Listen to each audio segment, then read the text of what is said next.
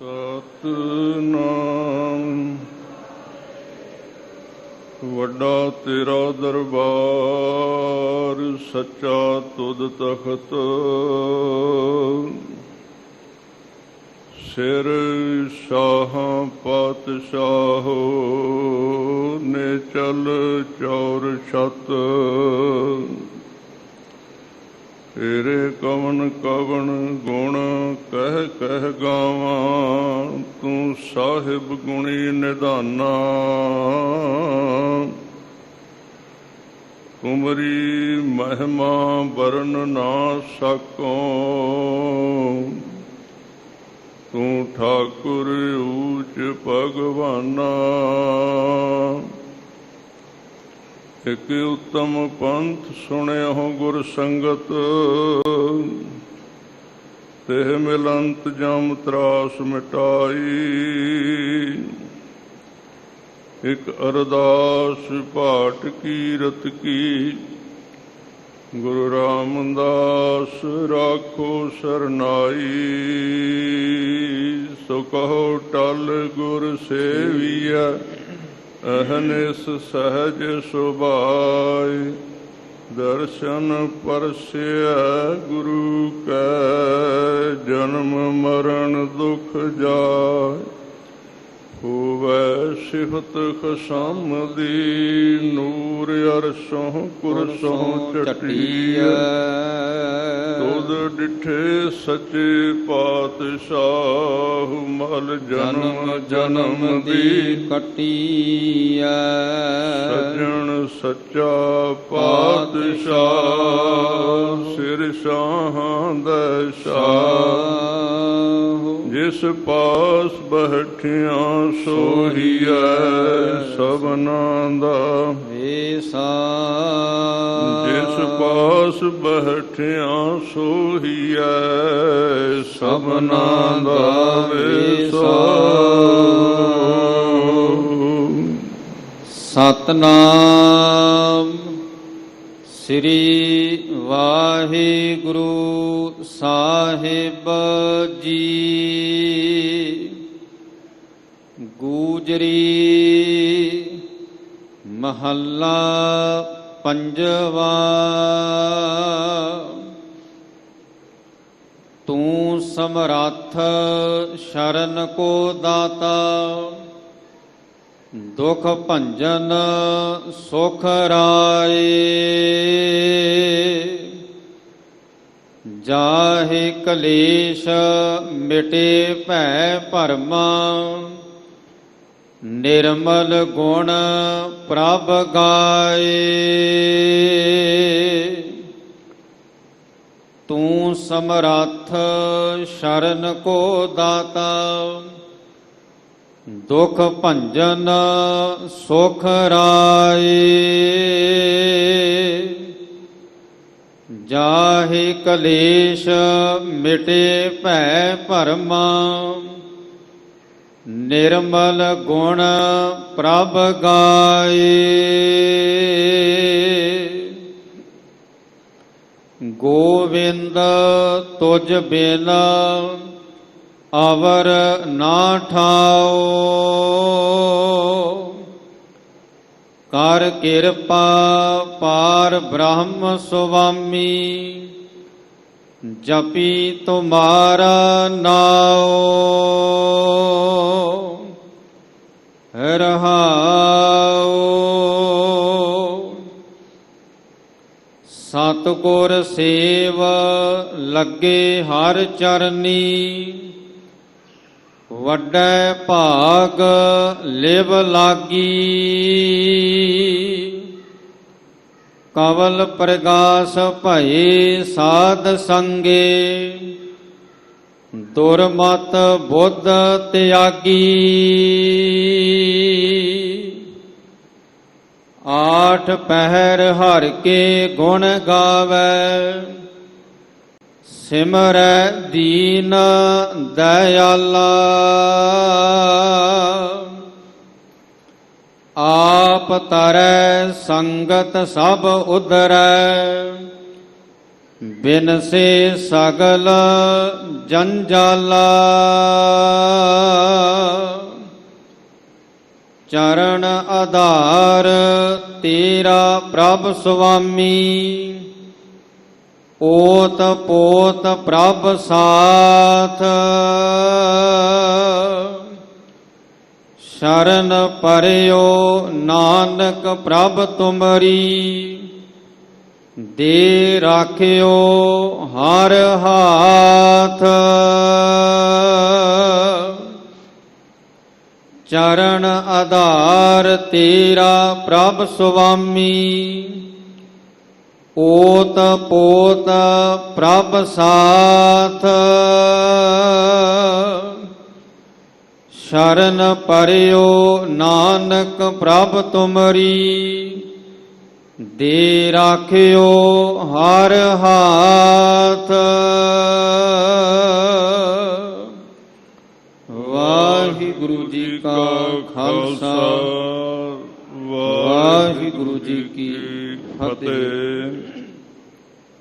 ਸਤਿਗੁਰੂ ਦੀਨ ਦੁਨੀਆ ਦੇ ਪਾਤਸ਼ਾਹ ਗੁਰਤਾ ਗੱਦੀ ਤੇ ਬਿਰਾਜਮਾਨ ਧੰਨ ਧੰਨ ਆਦਿ ਸ੍ਰੀ ਗੁਰੂ ਗ੍ਰੰਥ ਸਾਹਿਬ ਜੀ ਸੱਚੇ ਪਾਤਸ਼ਾਹ ਜੀ ਦੇ ਦਰਬਾਰ ਵਿੱਚ ਗੁਰਦੁਆਰਾ ਦੀਵਾਨ ਹਾਲ ਮੰਜੀ ਸਾਹਿਬ ਵਿਖੇ ਹਰ ਰੋਜ਼ ਦੀ ਤਰ੍ਹਾਂ ਜੋ ਅੱਜ ਸ੍ਰੀ ਹਰਿਮੰਦਰ ਸਾਹਿਬ ਤੋਂ ਸਤਿਗੁਰਾਂ ਦਾ ਫਰਮਾਨ ਸ੍ਰੀ ਮੁਖ ਵਾਕ ਬਖਸ਼ਿਸ਼ ਹੋਇਆ ਹੈ, ਉਸ ਧੁਰ ਕੀ ਬਾਣੀ ਦੀ ਵਿਚਾਰ ਸਰਵਣ ਕਰਨ ਵਾਸਤੇ ਆਪ ਜੀ ਸਤਿਗੁਰਾਂ ਦੀ ਹਜ਼ੂਰੀ ਦੇ ਵਿੱਚ ਪਹੁੰਚੇ ਹੋ। ਅੱਜ ਦਾ ਪਾਵਨ ਫਰਮਾਨ ਗੋਜਰੀ ਰਾਗ ਦੇ ਵਿੱਚ ਪੰਜਵੇਂ ਪਾਤਸ਼ਾਹ ਗੁਰੂ ਅਰਜਨ ਦੇਵ ਮਹਾਰਾਜ ਜੀ ਦਾ ਸ਼ਬਦ ਹੈ ਔਰ ਹਜ਼ੂਰ ਸ੍ਰੀ ਗੁਰੂ ਗ੍ਰੰਥ ਸਾਹਿਬ ਜੀ ਦੇ 502 ਔਰ 3 ਅੰਗ ਉੱਪਰ ਸੁਭਾਇਮਾਨ ਹੈ। ਸਤਿਗੁਰਾਂ ਨੇ ਇਸ ਸ਼ਬਦ ਵਿੱਚ ਅਕਾਲ ਪੁਰਖ ਦੀ ਸਮਰੱਥਾ ਦਾ ਵਰਣਨ ਕੀਤਾ ਹੈ ਕਿ ਜਿਹੜੇ ਮਨੁੱਖ ਮਨ ਦੇ ਵਿੱਚ ਭਾਵਨਾ ਲੈ ਕੇ ਪੂਰੇ ਸਤਿਗੁਰੂ ਜੀ ਦੀ ਕਿਰਪਾ ਦੇ ਨਾਲ ਵਾਹਿਗੁਰੂ ਦੀ ਸ਼ਰਨ ਵਿੱਚ ਆ ਜਾਂਦੇ ਨੇ ਤੇ ਬੇਨਤੀ ਕਰਦੇ ਹਨ, ਸਹਾਇਤਾ ਵਾਸਤੇ ਬੇਨਤੀ ਕਰਦੇ ਹਨ, ਉਹਨਾਂ ਦੀ ਜੀਵਨ ਦੇ ਵਿੱਚ ਹਰ ਪ੍ਰਕਾਰ ਦੇ ਨਾਲ ਪਾਲਣਾ ਕਰਨ ਦੀ ਸਮਰੱਥਾ ਵਾਹਿਗੁਰੂ ਦੇ ਵਿੱਚ ਹੈ। ਉਹ ਸਮਰੱਥ ਹੈ। ਸਮਰੱਥ ਦਾ ਮਤਲਬ ਤਾਕਤਵਰ ਹੈ। ਉਹਦੇ ਵਿੱਚ ਸ਼ਕਤੀ ਹੈ, ਉਹਦੇ ਵਿੱਚ ਤਾਕਤ ਹੈ ਤੇ ਜਿਹੜਾ ਸ਼ਰਨ ਵਿੱਚ ਆਇਆ ਉਹਨੂੰ ਦਾਤਾਂ ਦੇਣ ਵਾਲਾ ਦਾਤਾ ਹੈ, ਦੁੱਖਾਂ ਨੂੰ ਤੋੜ ਦਿੰਦਾ ਹੈ ਤੇ ਸੁਖ ਵਰਤਾਉਣ ਵਾਲਾ ਰਾਜਾ ਹੈ। ਜਿਹੜਾ ਮਨੁੱਖ ਮਨ ਤਨ ਸੌਂਪ ਕੇ ਉਹਦੀ ਸ਼ਰਨ ਦੇ ਵਿੱਚ ਪੈ ਜਾਂਦਾ ਹੈ, ਉਹਦੇ ਜੀਵਨ ਦੇ ਵਿੱਚੋਂ ਕਲ ਕਲੇਸ਼, ਵਿਕਾਰ, ਕ੍ਰੋਧ ਆਦਿਕ ਤੇ ਜਿਹੜਾ ਭਰਮ ਹੈ ਜਿਹਦੇ ਕਰਕੇ ਦੁੱਖ ਆਉਂਦਾ, ਭਰਮ ਤੇ ਭੈ ਉਹਦੇ ਜੀਵਨ ਦੇ ਵਿੱਚੋਂ ਖਤਮ ਹੋ ਜਾਂਦੇ ਹਨ। ਵਾਹਿਗੁਰੂ ਦੇ ਗੁਣ ਗਾਉਣ ਕਰਕੇ ਉਹਦਾ ਜੀਵਨ ਨਿਰਮਲ ਹੋ ਜਾਂਦਾ ਹੈ। ਸਾਰੇ ਸ਼ਬਦ ਦੇ ਵਿੱਚ ਹੀ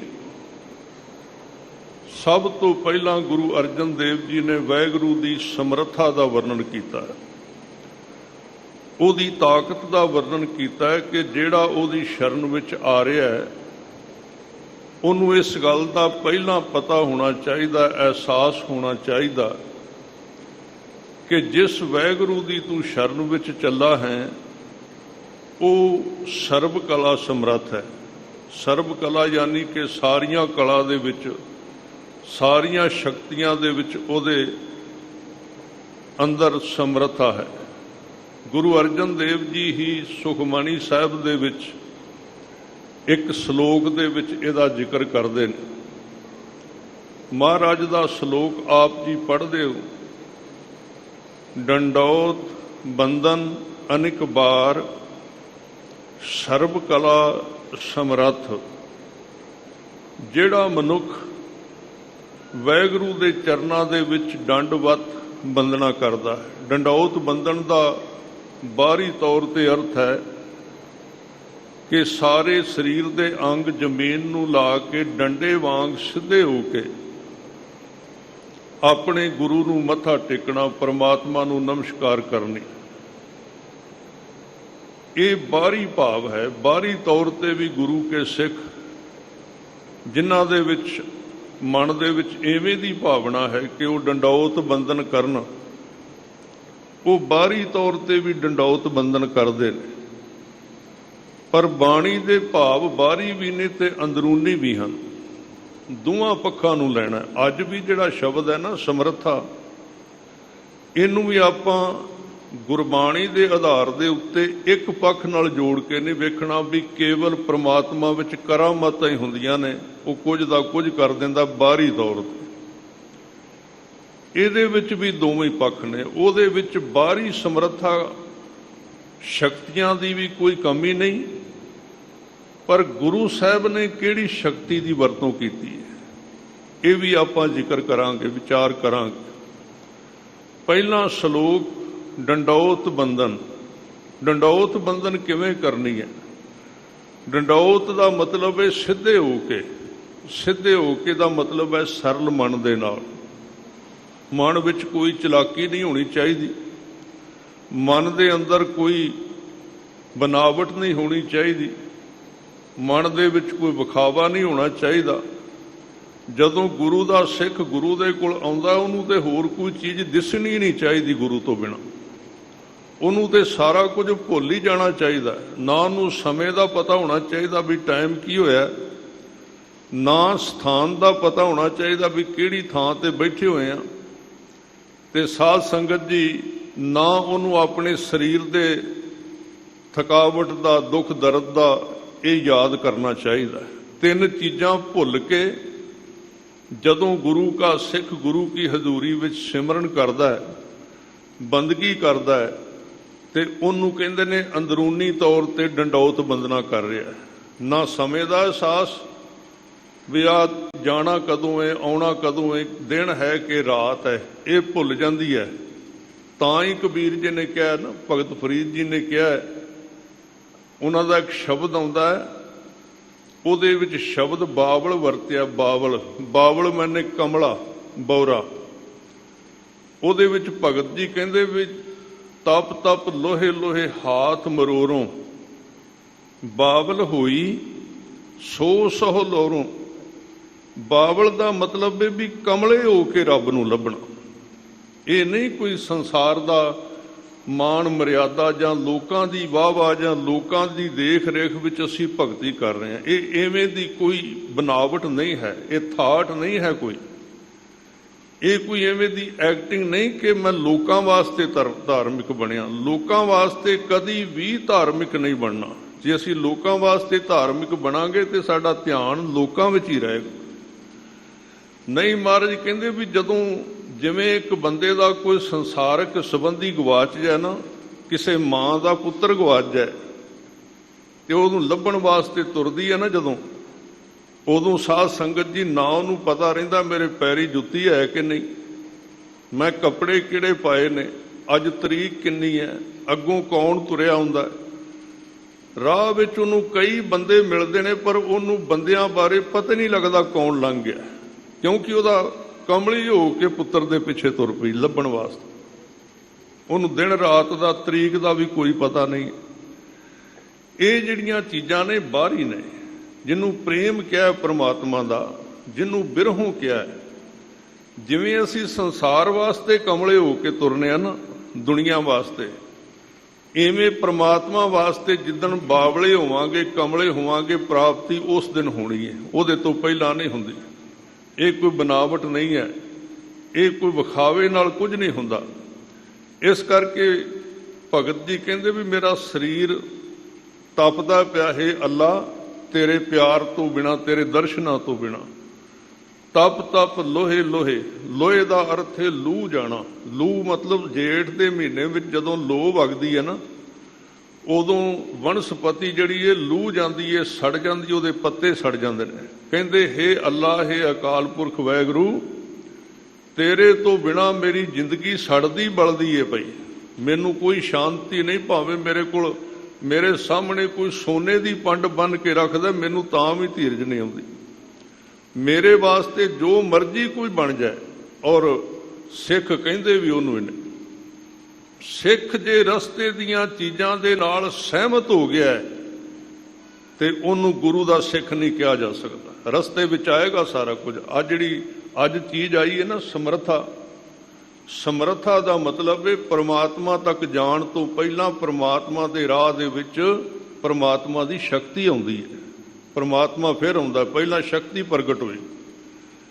ਵੱਖਰੇ ਵੱਖਰੇ ਵਿਸ਼ੇ ਨੇ, ਆਪਾਂ ਜਿੰਨੇ ਕੁ ਹੋ ਸਕੇ ਉਹ ਵਿਚਾਰ ਕਰਾਂਗੇ। ਪਰ ਗੱਲ ਕੀ ਹੈ, ਜਿੰਨਾ ਚਿਰ ਮਨੁੱਖ ਅੰਦਰੋਂ ਉਬਲਦਾ ਨਹੀਂ, ਜਿੰਨਾ ਚਿਰ ਉਹ ਇਹ ਨਹੀਂ ਕਹਿੰਦਾ ਕਿ ਮੇਰਾ ਤੇਰੇ ਤੋਂ ਬਿਨਾਂ ਸਰਦਾ ਨਹੀਂ, ਹੋਰ ਸਭ ਤੋਂ ਬਿਨਾਂ ਸਰ ਜਾਂਦਾ ਹੈ, ਉਸ ਦਿਨ ਹੀ ਅੰਦਰ ਜੋੜ ਬਣੇਗਾ ਗੁਰੂ ਦੇ ਨਾਲ। ਉਹਦੇ ਤੋਂ ਪਹਿਲਾਂ ਜੋੜ ਨਹੀਂ ਬਣੇਗਾ। ਜੇ ਸਾਡਾ ਸਰਦਾ, ਜਾਂ ਅਸੀਂ ਕੋਈ ਚੀਜ਼ ਲੈਣ ਆਏ ਸੀ ਤੇ ਸਾਡੀ ਦੌੜ ਉਸ ਵਸਤੂ ਤੱਕ ਸੀ, ਜਾਂ ਸਾਡੀ ਦੌੜ ਉਸ ਅਹੁਦੇ ਤੱਕ ਸੀ, ਜਾਂ ਉਸ ਓਨੀ ਵਡਿਆਈ ਤੱਕ ਸੀ, ਫਿਰ ਪਰਮਾਤਮਾ ਦੀ ਗੱਲ ਭੁੱਲ ਜਾਓ। ਤੇ ਜਿੰਨਾ ਚਿਰ ਉਹ ਨਹੀਂ ਮਿਲਦਾ, ਉਹਨਾਂ ਚਿਰ ਸੰਤੋਖ ਨਹੀਂ ਆਉਣਾ। ਅੰਦਰ ਨੇ ਤਪਦੇ ਰਹਿਣਾ, ਉਹਨਾਂ 'ਚ ਤੜਫਦੇ ਰਹਿਣਾ ਉਹਨਾਂ 'ਚ।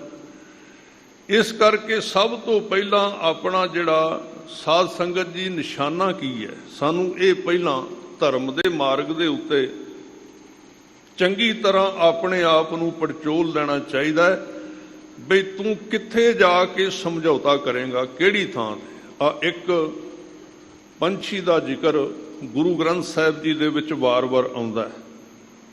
ਮਹਾਰਾਜ ਕਹਿੰਦੇ ਨੇ ਵੀ ਉਹ ਜਿਹੜਾ ਪੰਛੀ ਹੈ, ਉਹ ਆਕਾਸ਼ ਦੇ ਵਿੱਚੋਂ ਪੈਣ ਵਾਲੇ ਮੀਂਹ ਦੇ ਵਿੱਚ ਇੱਕ ਖਾਸ ਤਰ੍ਹਾਂ ਦੀ ਬੂੰਦ, ਜਿੰਨਾ ਚਿਰ ਉਹ ਨਾ ਪਵੇ ਉਹਨਾਂ ਚਿਰ ਬਾਕੀ ਦਾ ਮੀਂਹ ਵਾਲਾ ਪਾਣੀ ਵੀ ਨਹੀਂ ਪੀਂਦਾ।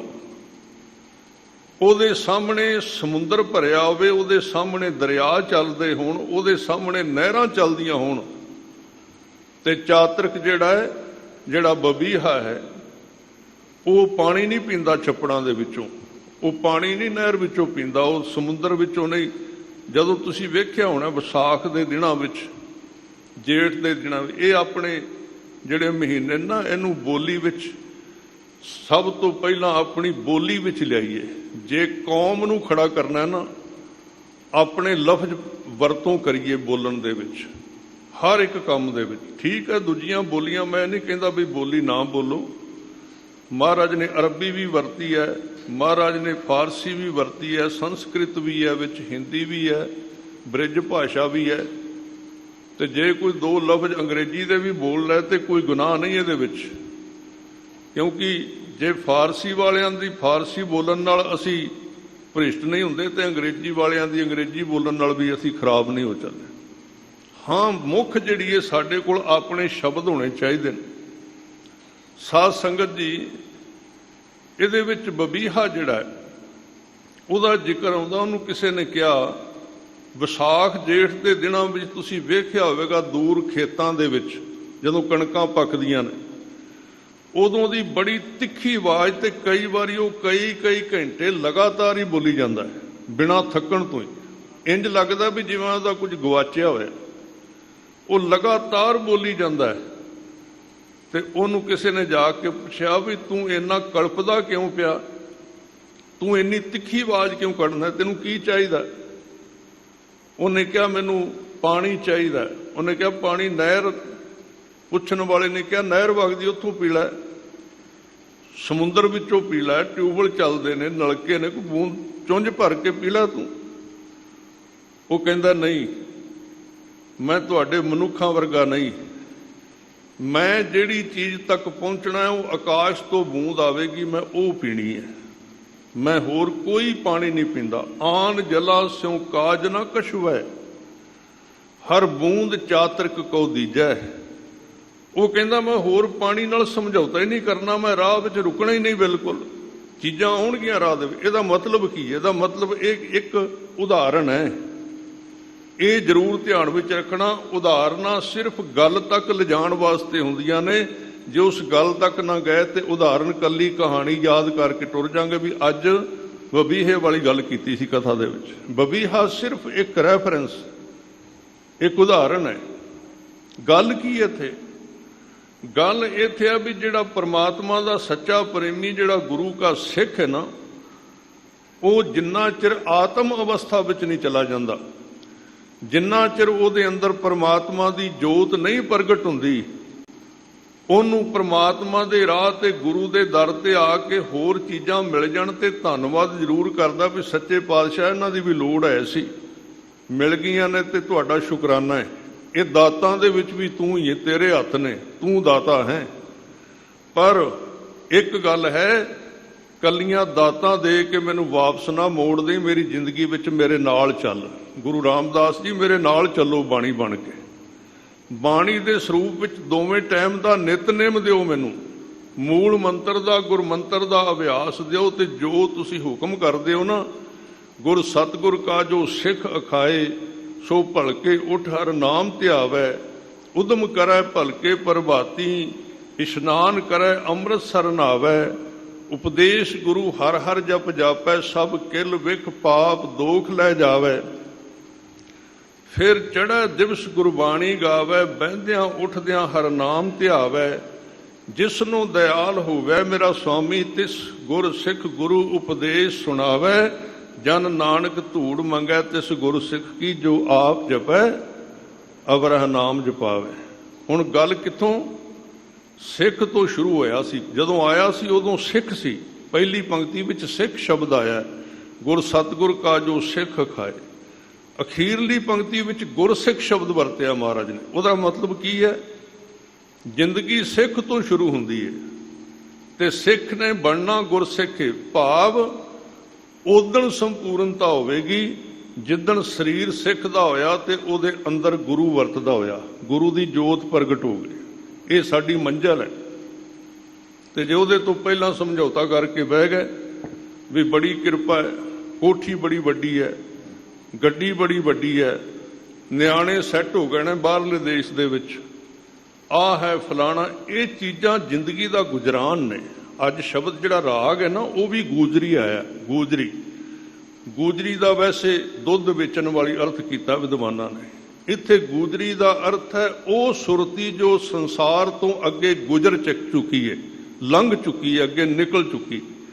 ਇੱਥੋਂ ਗੁਜ਼ਰਨਾ ਸੀ, ਅਸੀਂ ਇੱਥੇ ਝੰਡਾ ਗੱਡ ਕੇ ਬਹਿ ਗਏ। ਇੱਥੋਂ ਲੰਘਣਾ ਸੀ, ਸਿਰਫ ਪਿੱਛੋਂ ਆਏ ਹਾਂ। ਇੱਕ ਪੋਰਟ ਹੈ, ਇੱਕ ਅੱਡਾ ਹੈ, ਇਹ ਜਿਹੜਾ ਸੰਸਾਰ ਹੈ। ਅਸੀਂ ਕਿਦੋਂ ਪਿੱਛੋਂ ਆ ਰਹੇ ਹਾਂ, ਪਿੱਛੋਂ ਆ ਰਹੇ ਹਾਂ। ਇਹ ਸਿਰਫ ਅਗਲੇ ਪੰਧ ਵਾਸਤੇ ਇੱਕ ਖਰਚਾ ਤਿਆਰ ਕਰਨਾ ਸੀ ਬੰਦਗੀ ਦਾ, ਪਰ ਅਸੀਂ ਇੱਥੇ ਆ ਕੇ ਪੱਕੇ ਤੌਰ ਤੇ ਘਰ ਬਣਾ ਲਿਆ ਤੇ ਅਸੀਂ ਇਹਨੂੰ ਜੱਫਾ ਮਾਰ ਕੇ ਬਹਿ ਗਏ। ਇਸ ਕਰਕੇ ਮਹਾਰਾਜ ਕਹਿੰਦੇ ਦੁੱਖ ਆਉਂਦਾ ਹੀ ਤਾਂ ਹੈ, ਤੂੰ ਇਹਨੂੰ ਘਰ ਬਣਾ ਲਿਆ। ਇਹ ਤਾਂ ਇੱਕ ਧਰਮਸ਼ਾਲਾ ਸੀ, ਇਹਦੇ ਵਿੱਚ ਤਾਂ ਰਾਤ ਰਹਿਣਾ ਸੀ, ਇੱਕ ਨਹੀਂ ਤੇ ਚਾਰ ਰਹਿਣਾ ਸੀ। ਕਿੰਨੀਆਂ ਕੁ ਰਾਤਾਂ ਕੋ ਰਹੇਗਾ, ਕਿੰਨਾ ਚਿਰ ਰਹੇਗਾ? ਪ੍ਰਾਹੁਣਾ ਤੇ ਪ੍ਰਾਹੁਣਾ ਹੀ ਹੁੰਦਾ ਉਹਨੂੰ, ਤੇ ਆਖਰ ਇਹ ਘਰ ਜਿੱਥੇ ਉਹ ਪ੍ਰਾਹੁਣਾ ਗਿਆ ਉਹਨੂੰ ਛੱਡਣਾ ਹੀ ਪਏਗਾ, ਉੱਥੋਂ ਜਾਣਾ ਪਏਗਾ। ਬਸ ਇਹ ਬਾਣੀ ਦਾ ਸਾਰ ਸਿਧਾਂਤ ਇਹ ਹੈ ਵੀ ਮਨੁੱਖ ਕਿਸੇ ਤਰ੍ਹਾਂ ਇੱਥੇ ਆਰਜੀ ਤੌਰ ਤੇ ਬੈਠਾ ਹੋਇਆ ਆਪਣੇ ਆਪ ਨੂੰ ਮਹਿਸੂਸ ਕਰੇ, ਮਹਿਮਾਨ ਬਣ ਕੇ ਰਵੇ, ਪ੍ਰਾਹੁਣਾ ਬਣ ਕੇ ਰਵੇ। ਤੇ ਇਹ ਬੜਾ ਹੀ ਅਨੋਖਾ ਇੱਕ ਉਦਾਹਰਣ ਹੈ ਪ੍ਰਾਹੁਣੇ ਵਾਲਾ ਬਾਣੀ ਦੇ ਵਿੱਚ। ਕਿਉਂਕਿ ਪ੍ਰਾਹੁਣਾ ਵੇਖੋ ਕੱਪੜੇ ਵੀ ਬੜੇ ਸੋਹਣੇ ਪਾਉਂਦਾ, ਜਿੱਥੇ ਉਹ ਰਹਿੰਦਾ ਹੈ ਨਾ, ਜਿਹੜੇ ਘਰ ਵਿੱਚ ਆਇਆ ਉਹਨਾਂ ਨਾਲੋਂ ਕੱਪੜੇ ਵੀ ਸੋਹਣੇ ਪਾਉਂਦਾ ਹੈ ਤੇ ਬਹਿੰਦਾ ਵੀ ਮੰਜੇ ਤੇ ਆਰਾਮ ਵੀ ਕਰਦਾ ਹੈ। ਮਤਲਬ ਬਾਦਸ਼ਾਹਾਂ ਵਾਂਗੂ ਰਹਿੰਦਾ ਹੈ, ਪਰ ਉਹਦੇ ਅੰਦਰ ਇੱਕ ਵਿੱਚ ਥਾਂ ਦੇ ਮਨ ਦੇ ਵਿੱਚ ਇੱਕ ਡੰਝ ਲੱਗੀ ਰਹਿੰਦੀ ਹੈ ਕਿ ਇੱਥੋਂ ਪੰਛੀ ਬਣ ਕੇ ਇੱਕ ਦਿਨ ਨਹੀਂ 2 ਦਿਨ, ਹੁਣ ਤਾਂ ਜ਼ਿਆਦਾ ਚਿਰ ਕੋਈ ਰਹਿੰਦਾ ਹੀ ਨਹੀਂ, ਮਤਲਬ ਉੱਥੋਂ ਤੁਰ ਜਾਣਾ ਹੈ। ਉਹਦਾ ਮਨ ਨਹੀਂ ਖੁੱਭਦਾ ਉਸ ਘਰ ਦੇ ਵਿੱਚ। ਉਹਨੂੰ ਪਤਾ ਹੁੰਦਾ ਵੀ ਮੇਰਾ ਘਰ ਕਿਤੇ ਹੋਰ ਹੈ, ਭਾਵੇਂ ਉਹ ਕਿੰਨਾ ਵੀ ਖੁੱਭਾ ਲੱਗੇ, ਗੱਲਾਂ ਕਰੇ, ਬਾਤਾਂ ਕਰੇ, ਉੱਥੇ ਆਇਆ ਜਿੱਥੇ ਉਹਨਾਂ ਨਾਲ ਹੱਸੇ ਖੇਡੇ, ਜੋ ਮਰਜ਼ੀ ਖਾਏ, ਭੋਜਨ ਵੀ ਉਹਨੂੰ ਖਾਣ ਵਾਸਤੇ ਚੰਗਾ ਮਿਲਦਾ। ਜਿਹੜਾ ਮਹਾਰਾਜ 6ਵੇਂ ਪਾਤਸ਼ਾਹ ਨੇ ਕਿਹਾ ਸੀ ਨਾ ਵੀ ਮੀਰੀ ਤੇ ਪੀਰੀ ਵਾਲਾ ਸਿੱਖ ਬਣਾਉਣਾ ਮੈਂ, ਜਿਹੜਾ ਭਾਈ ਨੰਦ ਲਾਲ ਸਾਹਿਬ ਜੀ ਕਹਿੰਦੇ ਨੇ ਵੀ ਬਾਦਸ਼ਾਹ ਵੀ ਤੂੰ ਕਲਗੀਧਰ ਪਾਤਸ਼ਾਹ ਤੇ ਤੂੰ ਦਰਵੇਸ਼ ਵੀ ਹੈ, ਉਹਦਾ ਮਤਲਬ ਕੀ ਹੈ? ਜਿਹੜਾ ਬਾਹਰੋਂ ਆਏ ਉਹਨੂੰ ਭੁਲੇਖਾ ਲੱਗੇਗਾ ਵੀ ਕਲਗੀ ਚਮਕਦੀ ਵੀ ਜਿਗਾ ਲੱਗੀ ਹੋਈ, ਚੱਕਰ ਚਮਕਦੇ ਨੇ। ਬੜਾ ਉਸ ਸਮੇਂ ਦੀ ਸਭ ਤੋਂ ਮਹਿੰਗੀ ਗੱਡੀ ਜਿਵੇਂ ਅੱਜ ਆਪਾਂ ਲੈਂਦੇ ਹਾਂ, ਸਭ ਤੋਂ ਮਹਿੰਗਾ ਘੋੜਾ ਗੁਰੂ ਗੋਬਿੰਦ ਸਿੰਘ ਜੀ ਦੇ ਕੋਲ ਸੀ ਉਸ ਟਾਈਮ ਦੇ ਉੱਤੇ। ਸਭ ਤੋਂ ਮਹਿੰਗੀ ਚਾਂਦਣੀ ਉਹਨਾਂ ਦੇ ਉੱਤੇ ਲੱਗਦੀ ਸੀ। ਦੁਨੀਆ ਦੇ ਕਿਸੇ ਰਾਜੇ ਦੇ ਉੱਤੇ ਹਾਥੀ ਚੌਰ ਨਹੀਂ ਸੀ ਕਰਦਾ, ਪਰ ਗੁਰੂ ਗੋਬਿੰਦ ਸਿੰਘ ਤੇ ਹਾਥੀ ਚੌਰ ਕਰਦਾ ਸੀ। ਬਾਦਸ਼ਾਹ ਬੜਾ ਵੱਡਾ ਹੈ, ਪਰ ਮਹਾਰਾਜ ਦੇ ਅੰਦਰ ਇੱਕ ਥਾਂ ਬਣੀ ਹੋਈ ਹੈ। ਮਹਾਰਾਜ ਦਾ ਚਿੱਤ ਕਦੀ ਨਹੀਂ ਇੱਥੇ ਖੁੱਭਿਆ। ਇਸ ਗੁਰਮਤ ਦੇ ਸਿਧਾਂਤ ਨੂੰ ਜਿੱਦਣ ਅਸੀਂ ਸਮਝ ਗਏ, ਮਾਇਆ ਉਦਣ ਹੀ ਛੁੱਟੇਗੀ। ਇਸ ਮਾਇਆ ਨੂੰ ਵੈਸੇ ਕੋਈ ਨਹੀਂ ਤਿਆਗ ਸਕਿਆ। ਜਿੱਦਣ ਇਹਦੇ ਵਿੱਚੋਂ ਪ੍ਰਾਹੁਣਾਪਣ ਪੈਦਾ ਹੋਇਆ ਨਾ, ਪਾਪ ਉਦਣ ਹੀ ਖਤਮ ਹੋਣਾ ਹੈ। ਉਹਦੇ ਤੋਂ ਪਹਿਲਾਂ ਭਾਵੇਂ ਤੁਸੀਂ ਕਿੱਡੇ ਵੱਡੇ ਤਿਆਗੀ ਬਣ ਜਾਓ, ਬੰਨ੍ਹ ਦਿਓ ਮੁਸ਼ਕਾਂ ਆਪਣੇ ਜੀਵਨ ਦੀਆਂ, ਬੰਨ੍ਹ ਕੇ ਰੱਖੋ। ਮੈਂ ਨਹੀਂ ਕਹਿੰਦਾ ਮਰਿਆਦਾ ਨਾ ਰੱਖੋ, ਪਰ ਕੱਲੀ ਮਰਿਆਦਾ ਤੇ ਨਾ ਖਲੋਤੇ ਰਹਿਣਾ। ਅੰਦਰ ਕਿੱਥੇ ਫਿਰਦਾ, ਵਿੱਚੋਂ ਕਿੱਥੇ ਹੈ? ਇਹਦੇ ਬਾਹਰਲਾ ਕਰਮ ਹੈ ਸਿਰਫ। ਅਸੀਂ ਲੋਕਾਂ ਲਈ ਸ਼ੋਅ ਕਰ ਰਹੇ ਹਾਂ, ਅਸੀਂ ਇੱਕ ਨਾਟਕ ਖੇਡ ਰਹੇ ਹਾਂ ਧਰਮੀ ਹੋਣ ਦਾ, ਲੋਕਾਂ ਨੂੰ ਵਿਖਾ ਰਹੇ ਹਾਂ। ਇਸ ਕਰਕੇ ਗੁਰੂ ਸਾਹਿਬ ਜਿੱਦਣ ਉਹਨਾਂ ਨੇ ਇੱਕ ਸਿੱਖ ਬਣਾਇਆ ਕਿ ਨਿਰਲੇਪਤਾ, ਇਵੇਂ ਦੇ ਰਹੋ ਸੰਸਾਰ ਦੇ ਵਿੱਚ। ਜਿਵੇਂ ਕਬੀਰ ਸਾਹਿਬ ਕਹਿੰਦੇ ਰਹਿਤ ਕਿਵੇਂ ਦੀ ਰੱਖਣੀ, ਅਪ ਤੇਜ ਬਾਏ ਪ੍ਰਿਥਵੀ ਆਕਾਸ਼ਾ, ਐਸੀ ਰਹਿਤ ਰਹੋ ਹਰ ਪਾਸਾ। ਇਹਦੇ ਵਿੱਚ 5 ਤੱਤਾਂ ਦਾ ਜ਼ਿਕਰ ਕੀਤਾ ਹੈ ਕਿ ਜੇ ਤੂੰ ਧਰਮ ਦੇ ਮਾਰਗ ਤੇ ਸਿਰੇ ਤੇ ਲੱਗਣਾ ਤੇ ਫਿਰ ਤੂੰ ਇਹਨਾਂ 5 ਤੱਤਾਂ ਤੋਂ ਰਹਿਣ ਦੀ ਜਾਚ ਸਿੱਖ। ਮਿੱਟੀ ਕਿਵੇਂ ਰਹਿੰਦੀ ਹੈ? ਮਿੱਟੀ ਦਾ ਕੀ ਗੁਣ ਹੈ? ਮਿੱਟੀ ਦਾ ਇੱਕ ਗੁਣ ਹੈ ਵੀ ਉਹ ਸਭ ਕੁਝ ਨੂੰ ਖਾ ਜਾਂਦੀ ਪਰ ਆਪਣਾ ਸਰੂਪ ਨਹੀਂ ਛੱਡਦੀ। ਇਹ ਉਹਦਾ ਗੁਣ ਹੈ ਇੱਕ। ਗੁਰੂ ਕੇ ਸਿੱਖ ਦੇ ਅੰਦਰ ਜਿੱਦਣ ਵਿਵੇਕ ਦੀ ਚਿੰਝ ਪੈਦਾ ਹੋ ਗਈ, ਉਦਣ ਸਾਧ ਸੰਗਤ ਜੀ ਦੁਨੀਆ ਦੇ ਵਿੱਚ ਰਹਿ ਕੇ ਦੁਨੀਆ ਨੂੰ ਭੋਗੇਗਾ, ਪਰ ਦੁਨੀਆ ਨੂੰ ਭੋਗ ਕੇ ਉਹਦਾ ਪਰਮਾਤਮਾ ਦਾ ਨਾਮ ਬਣਾ ਦੇਗਾ। ਮਾਇਆ ਨੂੰ ਵੀ ਗੁਰੂ ਕਾ ਸਿੱਖ ਨਾਮ ਬਣਾ ਦੇਣਾ, ਪਰ ਆਪਣੇ ਅੰਦਰ ਹੋਣਾ ਹੋਏਗੀ ਉਹ ਚੀਜ਼ ਜਿਹੜੀ। ਉਹਦੇ ਉੱਤੇ ਕੋਈ ਪਾਬੰਦੀ ਇਦਾਂ ਦੀ ਨਹੀਂ ਹੈ। ਅਸੀਂ ਬੇਸ਼ੱਕ ਫੂਕ ਫੂਕ ਕੇ ਪੈਰ ਧਰਦੇ ਰਹੀਏ, ਆਹ ਕਰਨਾ, ਆਹ ਨਹੀਂ ਕਰਨਾ, ਆਹ ਨਹੀਂ, ਸਾਡਾ ਪਾਪ ਹੋ ਜਾਣਾ। ਸਾਡੇ ਪੁੰਨ ਵੀ ਪਾਪ ਵਿੱਚ ਬਦਲ ਜਾਂਦੇ ਨੇ। ਬ੍ਰਹਮ ਗਿਆਨੀ ਨੂੰ ਜਿਹਨੂੰ ਅਸੀਂ ਪਾਪ ਕਹਿੰਦੇ ਹਾਂ, ਉਹ ਵੀ ਪੁੰਨ ਵਿੱਚ ਬਦਲ ਜਾਂਦਾ, ਕਿਉਂਕਿ ਉਹਦੀ ਜੜ ਕਿੱਥੇ ਲੱਗ ਗਈ ਅੰਦਰ। ਜੜ ਕਿਹੜੀ ਥਾਂ ਤੇ ਲੱਗੀ? ਮਿੱਟੀ ਖਾ ਜਾਂਦੀ ਆ ਹਰ ਇੱਕ ਚੀਜ਼ ਨੂੰ, ਆਪਣੇ ਵਰਗਾ ਬਣਾ ਲੈਂਦੀ ਹੈ।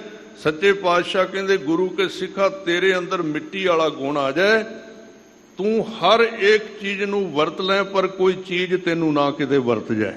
ਬਸ ਇੰਨਾ ਕੋਈ ਫਰਕ ਇਹ ਨਹੀਂ ਵੀ ਗੁਰੂ ਕਾ ਸਿੱਖ ਵਸਤੂ ਨੂੰ ਵਰਤਦਾ ਨਹੀਂ ਹੈ, ਵਸਤੂ ਨੂੰ ਵਰਤਦਾ ਹੈ।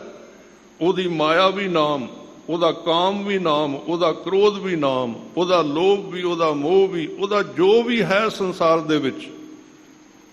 ਤਿਨਕੇ ਤੁਰੇ ਖੁਰਗੀਰ ਪਵਿੱਤ ਹੈ, ਜੋ ਨਾਮ ਹਰ ਰਾਤੇ। ਉਹਨਾਂ ਦੀਆਂ ਸਵਾਰੀਆਂ ਵੀ ਪਵਿੱਤਰ, ਉਹਨਾਂ ਦਾ ਸਭ ਕੁਝ ਪਵਿੱਤਰ। ਇੱਥੇ ਮੈਂ ਇੱਧਰ ਵਿਸ਼ੇ ਵੱਲ ਨੂੰ ਚਲਾ ਗਿਆ, ਉਸ ਵਿਸ਼ੇ ਨੂੰ ਤੁਸੀਂ ਧਿਆਨ ਵਿੱਚ ਰੱਖਣਾ। ਮੈਂ ਚਾਤਰਿਕ ਦੀ ਗੱਲ ਕਰ ਰਿਹਾ ਸੀ। ਚਾਤਰਿਕ ਜਿਹੜਾ ਹੈ, ਵਬੀਹਾ ਜਿਹੜਾ ਹੈ, ਨਾਮ ਤੋਂ ਬਿਨਾ ਹੋਰ ਕਿਸੇ ਚੀਜ਼ ਨਾਲ ਸਮਝੌਤਾ ਨਹੀਂ ਕਰਦਾ। ਤੇ ਜਿਹੜਾ ਅਸਲੀ ਸਿੱਖ ਹੈ, ਉਹ ਗੁਰੂ ਦੇ ਸ਼ਬਦ ਦੀ ਜਿੰਨਾ ਚਿਰ ਅੰਦਰ ਜੋਤ ਨਹੀਂ ਪ੍ਰਗਟ ਹੁੰਦੀ, ਉਹਦੇ ਤੋਂ ਪਹਿਲਾਂ ਭਾਵੇਂ ਉਹਨੂੰ ਸੋਨੇ ਦਾ ਕੁਝ ਬਣਾ ਕੇ ਦੇ ਦਿਓ, ਉਹ ਕਿਸੇ ਚੀਜ਼ ਦੇ ਉੱਤੇ ਸਮਝੌਤਾ।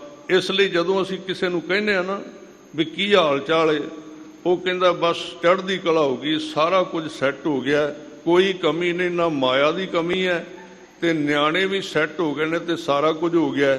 ਤੇ ਜੇ ਪੁੱਛੀਏ ਵੀ ਅੰਮ੍ਰਿਤ ਛਕ ਲਈ ਤੇ ਸਵੇਰੇ ਘੜੀ ਚੌਂਕੜਾ ਲੱਗ ਜਾਂਦਾ, ਉਹ ਕਹਿੰਦੇ ਨਹੀਂ ਇਹ ਤਾਂ ਨਹੀਂ ਹੋਇਆ। ਤੇ ਫਿਰ ਚੜ੍ਹਦੀ ਕਲਾ ਕਾਹਦੀ ਹੋਈ ਹੈ? ਚੜ੍ਹਦੀ ਕਲਾ ਤੇ ਅਰਦਾਸ ਵਿੱਚ ਵੀ ਪਹਿਲਾਂ ਨਾਮ ਆਉਣਾ ਤੇ ਚੜ੍ਹਦੀ ਕਲਾ ਬਾਅਦ ਵਿੱਚ ਹੀ ਆਉਂਦੀ ਹੈ ਨਾ। ਨਾਨਕ ਨਾਮ ਚੜ੍ਹਦੀ ਕਲਾ ਸਿੱਧੀ ਤੇ ਨਹੀਂ ਆ ਜਾਂਦੀ। ਅਸੀਂ ਬਨੌਟੀ ਚੜ੍ਹਦੀ ਕਲਾ ਬਣਾ ਲਈ, ਬਾਹਰੋਂ ਖਰੀਦ ਲਈ। ਇਹ ਰਬੜ ਦੇ ਫੁੱਲ ਅਸੀਂ ਖੜੇ ਕਰ ਦਿੱਤੇ ਨੇ। ਫੁੱਲ ਉਹ ਹੈ ਜਿਹੜਾ ਜ਼ਮੀਨ ਵਿੱਚ ਉੱਗਿਆ ਹੈ। ਜੀਵਨ ਉਹ ਹੈ ਜਿਹਦੇ ਵਿੱਚ ਪਹਿਲਾਂ ਨਾਮ ਆਇਆ ਹੈ। ਬਾਕੀ ਚੀਜ਼ਾਂ ਆ ਜਾਣ ਤੇ ਕੋਈ ਹਰਜ ਨਹੀਂ। ਲੋੜ ਪਏ ਤੇ ਗੁਰੂ ਤੋਂ ਮੰਗ ਵੀ ਲਈਏ। ਵੈਸੇ ਤਾਂ ਨਾਮ ਦੇ ਵਿੱਚ ਸ਼ਕਤੀ ਇੰਨੀ ਹੈ, ਜਿੱਥੇ ਨਾਮ ਆ ਗਿਆ, ਜਿੱਥੇ ਗੁਰੂ ਦੇ ਪੈਰ ਟਿਕ ਗਏ, ਉੱਥੇ ਮਾਇਆ ਨੇ ਤੇ ਆਪਣੇ ਆਪ ਦਰਵਾਜ਼ੇ ਤੇ ਆ ਕੇ ਖਲੋ ਜਾਣਾ। ਆ ਤੁਸੀਂ ਪੜ੍ਹਦੇ ਹੋ ਨਾ, ਗੁਰੂ ਕਲਗੀਧਰ ਪਾਤਸ਼ਾਹ ਕਹਿੰਦੇ ਨੇ, ਤੇਗ ਬਹਾਦਰ ਸਿਮਰਿਐ ਘਰ ਨੌ ਨਿਧ ਆਵੈ ਧਾਏ। ਧਾਏ ਦਾ ਮਤਲਬ ਭੱਜ ਕੇ ਆਉਂਦੀਆਂ ਨੇ ਤੇ ਚੀਜ਼ਾਂ। ਇੱਥੇ ਥਾਂ ਤੇ ਤੁਸੀਂ ਆਉਂਦੇ ਹੋ, ਸਾਰੀਆਂ ਚੀਜ਼ਾਂ ਭੱਜ ਕੇ ਉਸ ਮਨੁੱਖ ਵੱਲ ਆਉਂਦੀਆਂ। ਕਰਾਮਾਤ ਵਾਪਰਦੀ। ਧੰਨ ਧੰਨ ਰਾਮਦਾਸ ਗੁਰ ਜਿਨ ਸਿਰਿਆ ਤਿਨੈ ਸਵਾਰਿਆ। ਪੂਰੀ ਹੋਈ ਕਰਾਮਾਤ ਆਪ ਸਿਰਜਣਹਾਰੈ ਤਾਰਿਆ। ਸਿੱਖੀ ਅਤੇ ਸੰਗਤੀ ਪਾਰ ਬ੍ਰਹਮ ਕਰ ਨਮਸਕਾਰਿਆ। ਅਟਲ ਅਥਾ ਅਤੋਲ ਤੂੰ ਤੇਰਾ ਅੰਤ ਨ ਪਾਰਾ ਵਾਰਿਆ। ਜਿਨੀ ਤੂੰ ਸੇਵਿਆ ਭਾਉ ਕਰ ਸੇ ਤੁਧ ਪਾਰ ਉਤਾਰਿਆ। ਲੱਭ ਲੋਭ ਕਾਮ ਕ੍ਰੋਧ ਮੋਹ ਮਾਰ ਕੱਢੇ ਤੁਧ ਸਾ ਪਰਵਾਰਿਆ। ਧੰਨ ਸੋ ਤੇਰਾ ਥਾਨ ਹੈ। ਕਿਹੜਾ ਤੇਰਾ ਥਾਨ ਹੈ? ਹਰਿਮੰਦਰ ਸਾਹਿਬ। ਧੰਨ ਸੋ ਤੇਰਾ ਥਾਨ ਹੈ, ਸੱਚ ਤੇਰਾ ਪੈ ਸਕਾਰਿਆ। ਤੇਰੀ ਵਡਿਆਈ ਕਰਨ ਵਾਲੇ ਵੀ ਸੱਚੇ ਹਨ। ਇੱਕ ਦਿਨ ਜਿਹੜੇ ਪਹਿਲਾਂ ਸਵਈਏ ਪੜ੍ਹਦੇ ਨੇ ਸਿੰਘ, ਲੰਘਦੇ ਲੰਘਦੇ ਪੰਕਤੀ ਸੁਣੀ। ਉਹ ਕਹਿੰਦੇ ਨੇ, ਜਾਂ ਕੇ ਦੇਖਤ ਦੁਆਰੇ ਕਾਮ ਕ੍ਰੋਧ ਹੀ ਨਿਵਾਰੇ। ਕਈ ਵਾਰੀ ਨਾ ਟੀਕੇ ਵਿੱਚੋਂ ਨਹੀਂ ਅਰਥ ਲੱਭਦੇ। ਇੱਦਾਂ ਸੁਣਦਿਆਂ ਸੁਣਦਿਆਂ ਕਈ ਵਾਰੀ ਮੈਂ ਸੋਚਿਆ ਵੀ ਵੇਖੋ ਕਿੱਡੀ ਵੱਡੀ ਗੱਲ ਭੱਟਾਂ ਨੇ ਕੀਤੀ ਹੈ ਵੀ ਗੁਰੂ ਰਾਮਦਾਸ ਜੀ ਜਿਹੜੇ ਤੇਰੇ ਘਰ ਵਿੱਚ ਵੀ ਨਹੀਂ ਨਾ ਗਏ, ਤੇਰੇ ਦਰਵਾਜ਼ੇ ਦੇ ਅੱਗੋਂ ਲੰਘਦੇ ਉਹਨਾਂ ਨੇ ਤੇਰਾ ਦਰਵਾਜ਼ਾ ਹੀ ਵੇਖ ਲਿਆ। ਤੂੰ ਉਹਨਾਂ ਦੇ ਵੀ ਕਾਮ ਕ੍ਰੋਧ ਹੰਕਾਰ ਖਤਮ ਕਰ ਦਿੱਤੇ।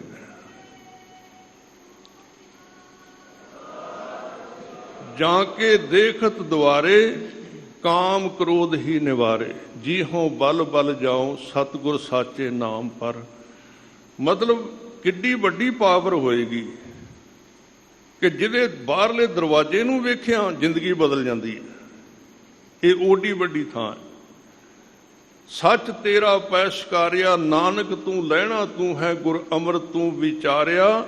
ਗੁਰ ਡਿਠਾ ਤਾਂ ਮਨ ਸਾਧਾਰਿਆ। ਮਨ ਗੁਰੂ ਦੇ ਪ੍ਰਮਾਤਮਾ ਦੇ ਚਰਨਾਂ ਦੇ ਨਾਲ ਜੁੜ ਗਿਆ। ਇਹ ਮਹਾਰਾਜ ਦੀ ਕਰਾਮਾਤ ਹੈ। ਮੈਂ 2 ਕੁ ਵਿਸ਼ੇ ਵਿੱਚ ਰਹਿ ਗਏ ਨੇ, ਉਹ ਪੂਰੇ ਕਰਾਂਗਾ ਸਮੇਂ ਦੇ ਵਿੱਚ। ਪਰ ਇੱਕ ਵਿਸ਼ਾ ਕਰਕੇ ਆਪਾਂ ਅੱਖਰੀ ਅਰਥਾਂ ਵੱਲ ਸ਼ੁਰੂ ਕਰਨਾ। ਮੈਂ ਬੇਨਤੀ ਕਰ ਰਿਹਾ ਸੀ ਵੀ ਕਰਾਮਾਤ ਸਮਰੱਥਾ ਸ਼ਬਦ ਆਇਆ ਅੱਜ ਦੇ ਸ੍ਰੀ ਮੁਖ ਵਾਕ ਦੇ ਵਿੱਚ। ਪਹਿਲਾ ਕਰਾਮਾਤ 2 ਤਰ੍ਹਾਂ ਦੀ ਹੈ ਗੁਰਮਤਿ ਦੇ ਵਿੱਚ। ਬਾਹਰੀ ਵੀ ਵਾਪਰਦੀ ਹੈ, ਸਰੀਰ ਤੇ ਵੀ ਵਾਪਰਦੀ ਹੈ। ਪਰ ਮਹਾਰਾਜ ਨੇ ਕਿਹਾ, ਵੇਖੀ ਕਿਤੇ ਸਿੱਖਾ, ਸਰੀਰ ਨੂੰ ਠੀਕ ਕਰਾ ਕੇ ਤੇ ਮੈਨੂੰ ਭੁੱਲ ਨਾ ਜਾਈਂ। ਇਹ ਕਰਾਮਾਤ ਵਾਪਰਦੀ ਬਾਹਰ ਵੀ। ਅੰਦਰੂਨੀ ਕਰਾਮਾਤ ਇਹ ਮਨੁੱਖ ਦੀ ਚੇਤਨਾ ਨੂੰ ਤਬਦੀਲ ਕਰ ਦੇਣਾ, ਮਨੁੱਖ ਦੀ ਬਿਰਤੀ ਨੂੰ ਤਬਦੀਲ ਕਰ ਦੇਣਾ। ਗੁਰੂ ਅਰਜਨ ਦੇਵ ਜੀ ਨੇ, ਗੁਰੂ ਗ੍ਰੰਥ ਸਾਹਿਬ ਜੀ ਨੇ, 10 ਪਾਤਸ਼ਾਹ ਨੇ ਇਹਦੇ ਤੇ ਬਹੁਤਾ ਕੰਮ ਕੀਤਾ ਹੈ ਕਿ ਮਨੁੱਖ ਦੀ ਚੇਤਨਾ ਨੂੰ ਬਦਲਿਆ ਜਾਏ। ਇਹ ਸਭ ਤੋਂ ਵੱਡੀ ਕਰਾਮਾਤ। ਜਦੋਂ ਅੰਦਰੋਂ ਚੇਤਨਾ ਜਾਂ ਵਿਚਾਰਧਾਰਾ ਜਾਂ ਭਾਵਨਾ ਬਦਲ ਜਾਏਗੀ ਨਾ, ਸਾਰਾ ਸਮਾਜ ਹੀ ਬਦਲ ਜਾਏ। ਜੇ ਅੰਦਰ ਨਿੰਦਿਆ, ਈਰਖਾ, ਦਵੈਸ਼, ਮੁਕਾਬਲੇ, ਖਿੱਚਾਤਾਨੀਆਂ, ਇੱਕ ਦੂਜੇ ਦੀ ਲੱਤਾਂ ਖਿੱਚਣੀਆਂ, ਸਿਫਾਰਿਸ਼ਾਂ ਪਵਾ ਪਾ ਕੇ ਲੋਕਾਂ ਨੂੰ ਥੱਲੇ ਡਿੱਗਣਾ ਤੇ ਆਪ ਉੱਤੇ ਹੋਣਾ, ਫਿਰ ਤੇ ਅਸੀਂ ਬਾਹਰਲੀਆਂ ਕਰਾਮਾਤਾਂ ਸੁਣਾ ਕੇ ਲੋਕਾਂ ਨੂੰ ਬਲੈਕਮੇਲ ਹੀ ਕਰਨੇ ਆ। ਬਸ ਉਹਨਾਂ ਨੂੰ ਪਿੱਛੇ ਲਾਉਂਦੇ ਆ ਵੀ ਵੇਖੋ ਆ ਕਰਾਮਾਤ ਵਾਪਰਦੀ, ਕਰਾਮਾਤ ਕਿਉਂ ਨਹੀਂ ਵਾਪਰਦੀ। ਹੁਣ ਮੇਰੇ ਸਾਹਮਣੇ ਗੱਲ ਆ ਗਈ, ਮੈਂ ਕਹਿ ਦਿਆਂ ਸਟੇਜ ਵੀ ਉਹੀ ਤੇ ਸਥਾਨ ਵੀ ਉਹੀ ਹੈ। ਗੱਲ ਕਹਿਣੀ ਕਈ ਵਾਰੀ ਗੁਰੂ ਕੋ ਆਉਂਦਾ ਹੈ ਬਈ ਪਤਾ ਲੱਗ ਜਾਏ ਵੀ ਇੱਥੇ ਕੀ ਹੈ। ਇਹ ਨਹੀਂ ਵੀ ਸਾਰੇ ਠੀਕ ਹੋ ਜਾਣਗੇ। ਹੁਣ ਕਈ ਕਹਿਣਗੇ ਫਿਰ ਸਾਰੇ ਡਾਕਟਰਾਂ ਦੀ ਲੋੜ ਹੀ ਨਹੀਂ। ਮਹਾਰਾਜ ਨੇ ਡਾਕਟਰ ਆਪ ਰੱਖੇ ਨੇ, ਮਹਾਰਾਜ ਨੇ ਦਵਾਖਾਨਾ ਆਪ ਖੋਲ੍ਹਿਆ। ਮਹਾਰਾਜ ਇਹ ਨਹੀਂ ਕਹਿੰਦੇ ਵੀ ਤੂੰ ਦਵਾਈ ਨਾ ਲੈ, ਪਰ ਮਹਾਰਾਜ ਕਹਿੰਦੇ ਦਵਾਈ ਵੀ ਲੈ ਤੇ ਅਰਦਾਸ ਵੀ ਕਰ, ਹੋ ਸਕਦਾ ਤੇਰੇ ਭਾਗ ਖੁੱਲ ਜਾਣ, ਗੁਰੂ ਦੀ ਨਜ਼ਰ ਪੈ ਜਾਏ ਤੇ ਤੇਰਾ ਰੋਗ ਵੀ ਸਰੀਰਕ ਵੀ ਕੱਟਿਆ ਜਾ ਸਕਦਾ। ਕੋਈ ਹਰਜ ਨਹੀਂ ਇਹਦੇ ਵਿੱਚ, ਕੋਈ ਗਲਤ ਨਹੀਂ, ਭਾਵਨਾ ਬਣਦੀ। ਮੈਂ ਪਿਛਲੀ ਵਾਰੀ ਜਦੋਂ ਕਥਾ ਕੀਤੀ ਇੱਥੇ ਸਥਾਨ ਤੇ ਅੰਦਰ ਸਮਾਂ ਲੱਗ ਜਾਂਦਾ, ਮੈਂ ਕਿਹਾ ਬਾਹਰ ਪਰਿਕਰਮਾ ਵਿੱਚ ਜਿੱਥੇ ਬਰਾਂਡਾ ਉੱਥੇ ਬਹਿ ਕੇ ਵੀ 10 ਕੁ ਮਿੰਟ ਇੱਕ ਸ਼ਬਦ ਸੁਣ ਕੇ ਬਾਹਰੋਂ ਹਾਜ਼ਰੀ ਲਵਾ ਕੇ, ਜਿਵੇਂ ਪ੍ਰੋਗਰਾਮ ਹੁੰਦੇ ਨੇ ਅੱਗੇ ਜਾਣਾ। ਉੱਥੇ ਸਾਧ ਸੰਗਤ ਜੀ 2 ਮਾਵਾਂ ਧੀਆਂ, ਇੱਕ 20 ਕੁ ਸਾਲ ਦੀ ਬੱਚੀ ਤੇ ਉਹਦੀ ਮਾਂ ਹੋਵੇਗੀ। ਉਹ ਸੁਣਦੇ ਹੋਣਗੇ ਹੁਣ ਵੀ, ਅਸੀਂ ਨੰਬਰ ਵੀ ਲਿਆ ਸੀ ਉਹਨਾਂ ਦਾ, ਅਸੀਂ ਨਹੀਂ ਉਹਨਾਂ ਨੂੰ ਬੁਲਾਇਆ। ਉਹ ਮਾਂ ਜਿਹੜੀ ਤੇ ਉਹਦੀ ਬੱਚੀ ਦੋਵੇਂ ਆ ਕੇ ਫਤਿਹ ਬੁਲਾਈ, ਸਪੀਕਰ ਦੀ ਆਵਾਜ਼ ਸੀ, ਉਹਦੀ ਗੱਲ ਨਹੀਂ ਸੀ ਸੁਣਾਉਂਦੀ। ਮੈਂ ਨਾਲ ਦੇ ਸਿੰਘ ਨੂੰ ਕਿਹਾ ਵੀ ਪੁੱਛ ਕੀ ਕਹਿੰਦੀ ਮਾਈ। ਉਹਨੇ ਕਿਹਾ ਮੈਂ ਆਪ ਗੱਲ ਕਰਨੀ ਗਿਆਨੀ ਜੀ ਦੇ ਨਾਲ। ਮੈਂ ਕਿਹਾ ਦੱਸੋ, ਕਿਉਂਕਿ ਗੁਰੂ ਵਰਤਾਉਂਦਾ ਨਾ ਵੀ ਇਹ ਬੰਦਾ ਉੱਥੇ ਜਾ ਕੇ ਗੱਲ ਕਰੇਗਾ ਸਾਰੀ। ਮੈਂ ਕਿਹਾ ਕੀ ਗੱਲ ਹੈ? ਕਹਿੰਦੇ ਆ ਮੇਰੀ ਬੱਚੀ ਹੈ, ਇਹਨੂੰ ਇੱਕ ਐਵੇਂ ਦੀ ਸਰੀਰਕ ਰੋਗ ਸੀ ਕਿ ਇਹਦੇ ਅੰਦਰ ਸਰੀਰ ਦੇ ਵਿੱਚ ਵਿਆਹ ਕਰਨ ਵਾਲੀ ਸ਼ਕਤੀ ਹੀ ਨਹੀਂ ਸੀ, ਤੇ ਅਸੀਂ ਫਿਕਰਮੰਦ ਸਾਂ ਵੀ ਇਹਦਾ ਬਣੇਗਾ ਕੀ, ਇਹ ਜਵਾਨ ਹੋ ਗਈ। ਇਹਦੇ ਵਿੱਚ ਸੰਤਾਨ ਪੈਦਾ ਕਰਨ ਵਾਲਾ ਅੰਗ ਹੀ ਨਹੀਂ ਸੀ, ਇਹਦੇ ਵਿੱਚ ਧੁਰੋਂ ਹੀ ਨਹੀਂ ਬਣਿਆ। ਤੇ ਮੈਨੂੰ ਕਹਿਣ ਵਿੱਚ ਕੋਈ ਗਰੈਜ ਨਹੀਂ, ਉਹਨੇ ਕਿਹਾ ਜੀ ਬੱਚੇਦਾਨੀ ਨਹੀਂ ਸੀ। ਤੇ ਮੈਂ ਕਿਹਾ ਫਿਰ ਕਹਿੰਦੇ ਅਸੀਂ ਡਾਕਟਰਾਂ ਨੂੰ ਵਿਖਾਇਆ, ਉਹਨਾਂ ਸਕੈਨ ਕੀਤੇ, ਉਹਨੇ ਕਿਹਾ ਇਹਦਾ ਤੇ ਕੋਈ ਇਲਾਜ ਹੀ ਕੋਈ ਨਹੀਂ, ਇੱਕ ਚੀਜ਼ ਖਰਾਬ ਹੋਵੇ ਤੇ ਉਹਦੀ ਦਵਾਈ ਦੇ ਦਿਆਂਗੇ, ਇਹਦੀ ਦਵਾਈ ਕਿੱਥੋਂ ਦਈਏ, ਤੇ ਅੰਗ ਹੀ ਨਹੀਂ ਬਣਿਆ ਅੰਦਰ। ਕਹਿੰਦੇ ਅਸੀਂ ਸਤ ਸ਼ੁਕਰ। ਤੇ ਉਹ ਬੱਚੀ ਬੜੀ ਸੋਹਣੀ ਜਵਾਨ ਸੀ, ਮੈਂ ਵੇਖ ਕੇ ਸੋਚਿਆ, ਮੈਂ ਕਿਹਾ ਵਿਚਾਰੀ ਇੰਨਾ ਵਧੀਆ ਇਹਦਾ ਨੈਣ ਨਕਸ਼ ਤੇ ਜਵਾਨ ਲੰਮੀ ਹੈ, ਤੇ ਜਿਵੇਂ ਪ੍ਰਮਾਤਮਾ ਦਾ ਹੁਕਮ। ਪਰ ਉਹਨੇ ਕਿਹਾ ਵੀ ਮੈਂ ਦੱਸਣਾ ਚਾਹੁੰਦੀ ਹਾਂ, ਕਹਿੰਦੇ ਮੈਂ ਇੱਥੇ ਗੁਰੂ ਰਾਮਦਾਸ ਜੀ ਦੇ ਦਰ ਤੇ ਆਉਂਦੀ ਰਹੀ ਹਾਂ, ਸੇਵਾ ਕਰਦੀ ਰਹੀ। ਅਸੀਂ ਅਰਦਾਸ ਕੀਤੀ ਵੀ ਮਹਾਰਾਜ ਡਾਕਟਰਾਂ ਦੇ ਵੱਸ ਦੀ ਕੋਈ ਚੀਜ਼ ਨਹੀਂ ਹੈ। ਕਹਿੰਦੇ ਆਉਂਦੀ ਰਹੀ, ਅਰਦਾਸ ਕਰਦੀ ਰਹੀ, ਸੇਵਾ ਸਿਮਰਨ ਕਰਦੀ ਰਹੀ। ਇੱਕ ਦਿਨ ਘਰ ਗਏ ਤੇ ਐਵੇਂ ਦਾ ਮੈਸੇਜ, ਐਵੇਂ ਦਾ ਸੁਨੇਹਾ ਆ ਗਿਆ ਵੀ ਇਹਦੇ ਅੰਦਰ ਪ੍ਰਮਾਤਮਾ ਨੇ ਸੰਤਾਨ ਦੀ ਕਿਰਪਾ ਕਰ ਦਿੱਤੀ, ਐਵੇਂ ਦੀ ਦਾਤ ਬਣ ਗਈ ਇਹਦੇ ਸਰੀਰ ਦੇ ਵਿੱਚ।